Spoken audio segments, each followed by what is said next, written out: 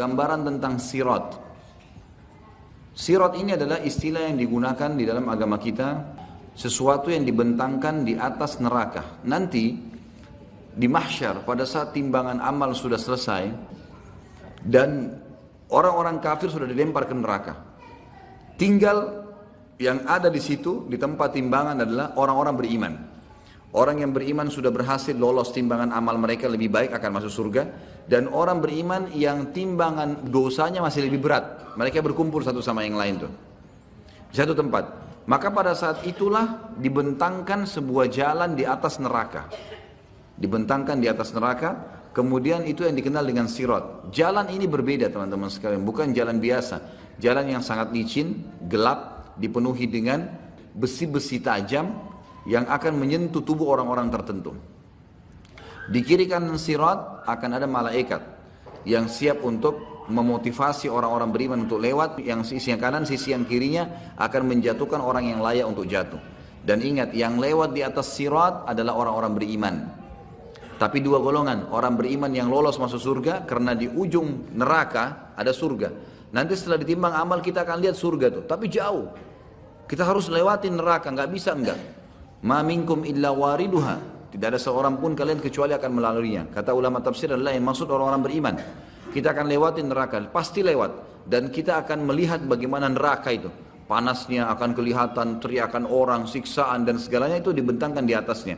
Jadi ibarat kalau bangunan besar, maka ada lubang di atas neraka itu, ada sebuah lubang yang besar yang memang dari situ akan dicemplungin dan dimasukin orang-orang ke neraka, lalu para malaikat memasukkan mereka di pintu-pintu masing-masing dari 7 pintu neraka. Itu akan dimasukkan sesuai dengan siksaan mereka masing-masing, wa na'udzubillah. Nah, nanti kan dibentangkan sirat ini, kemudian akan ada golongan yang beriman yang lolos memang, baik karena tidak timbang amalnya lagi, para nabi-nabi, para syuhada, orang-orang soleh yang Allah karuniahi memang luar biasa, waktu ini dipakai untuk ibadah terus dan maksiatnya dia bertaubat. Kemudian anak-anak muslim mereka akan lewat sangat cepat melewatin sirat tersebut. Dan ini umumnya melewatin sirat seperti cepatnya kilat. Kemudian akan ada yang cepatnya seperti kuda, menunggangi kuda, ada yang seperti berlari, dan ada yang berjalan dan dia terkoyak sampai selamat. Dan ada juga orang-orang yang merangkak dan akhirnya jatuh. Jadi ada orang beriman yang akan lolos sampai ke depan surga nanti, ada namanya kantara. Dan ada orang-orang beriman yang tadinya memang beriman, tapi mereka dosanya lebih besar, harus lewat neraka dulu. Mereka juga melewati sirat, tapi ini akan jatuh terlebih dahulu. Termasuk nanti akan ada orang beriman yang misal dosanya 100.000, pahalanya 100.000. Lalu Allah Azza wa Jal bantu dia, ya, disucikan, dihilangkan beberapa dosanya sehingga amal solehnya lebih banyak. Nah, dosa yang dimaafkan oleh Allah Subhanahu wa taala ini sudah cukup untuk mengkoyak tubuhnya dengan besi yang tajam di sirat. Dia akan selamat tapi akan terkoyak. Itu semua punya dalil. Kita akan jelaskan dalilnya.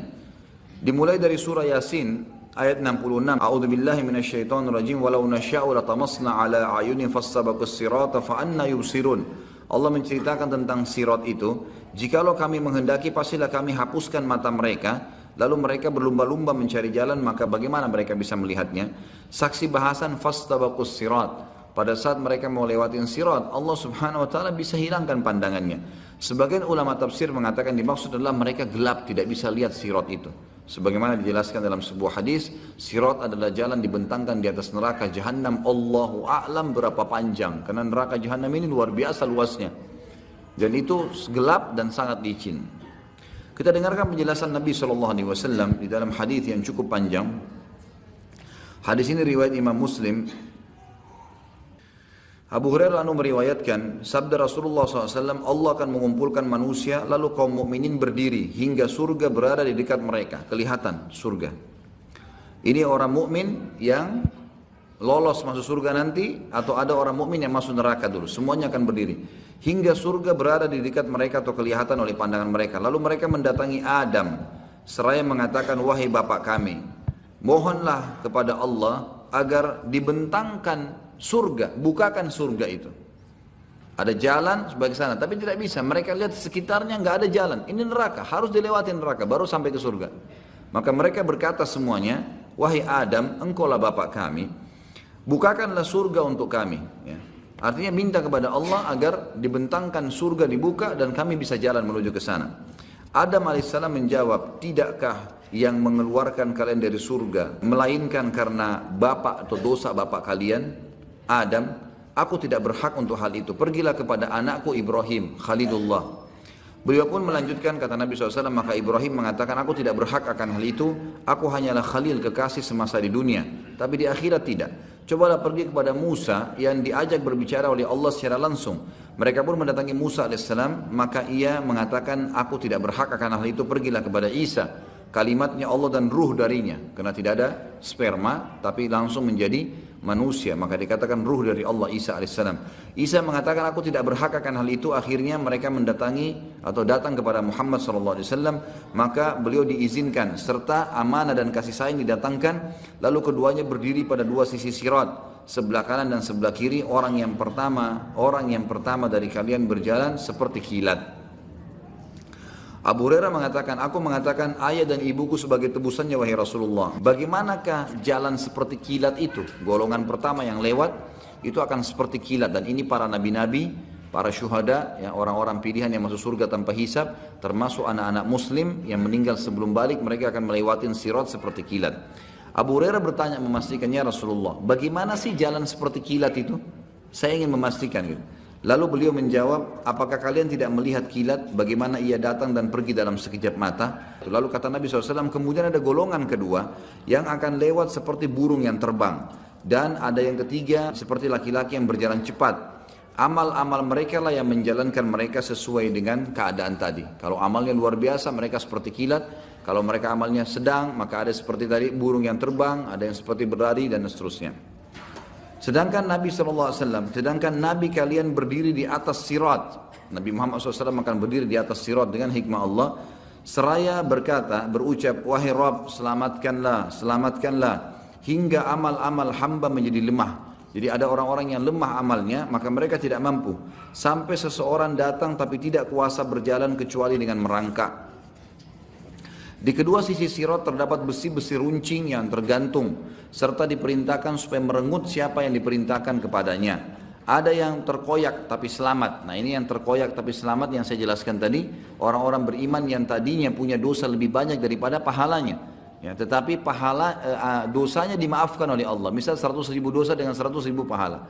Diampunilah beberapa dosanya sehingga pahalanya lebih berat dan akhirnya dia lolos ke surga. Tapi karena ada dosa tadi yang berimbang itu, atau ada dosa yang lebih dan dimaafkan, ini sudah cukup membuat mereka terkoyak, tapi mereka selamat. Terkoyak dalam arti kata mereka luka dengan besi-besi yang tajam. Wa na'udzubillah. Mudah-mudahan tidak termasuk ini ya. Kita termasuk orang-orang yang awal masuk surga tanpa hisab.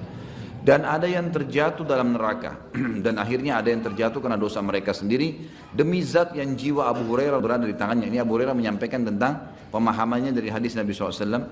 Demi zat yang jiwa Abu Hurairah ada dalam tangannya. Sesungguhnya dasar neraka itu sedalam 70 musim atau 70 tahun. Hadis ini riwayat Imam Muslim. Dari hadis ini kita ambil pelajaran bahwasanya nanti Nabi Muhammad SAW selain memberikan syafaat kubra nanti di hari kiamat untuk Allah datang mengadili manusia, ternyata ada syafaat yang lain di mana Nabi SAW akan diberikan oleh Allah Subhanahu Wa Taala untuk memohon agar dibentangkan jalan sirat di atas neraka dan manusia akan melewatinya, khusus orang-orang yang beriman, baik yang selamat ataupun orang-orang yang akan masuk ke dalam neraka dulu. Riwayat yang lain adalah riwayat Tabarani dengan sanad hasan. Ibnu Mas'udin radhiyallahu anhu mengatakan, sirat dipasang di atas neraka Jahannam seperti ketajaman pedang keras, licin lagi menggelincirkan. Di atasnya terdapat besi-besi runcing dari neraka yang menyambar. Ada yang berpegangan lalu jatuh di dalamnya dan terpelanting. Di antara mereka ada yang berjalan seperti kilat dan tidak lama kemudian ia selamat. Ada yang seperti kuda yang berlari, ada juga orang yang seperti manusia yang sedang berlari. Kemudian ada seperti pria yang sedang berjalan. Kemudian yang terakhir dari mereka adalah orang yang diberi isyarat, ya, yang diberi isyarat oleh neraka. Maksudnya adalah neraka akan dekat sekali dengan dia sehingga dia bisa merasakan panasnya sambil merangkak. Dan akhirnya dia terjatuh di dalamnya karena masih ada dosa tertinggal, hingga Allah memasukkan orang-orang yang lolos ke surga dengan karunia dan rahmatnya. Hadis ini melengkapkan hadis yang sebelumnya tentang masalah ya bagaimana orang-orang melewati sirat nanti akan lolos masuk surga sampai hisab, dan juga orang-orang yang harus melewati neraka dulu.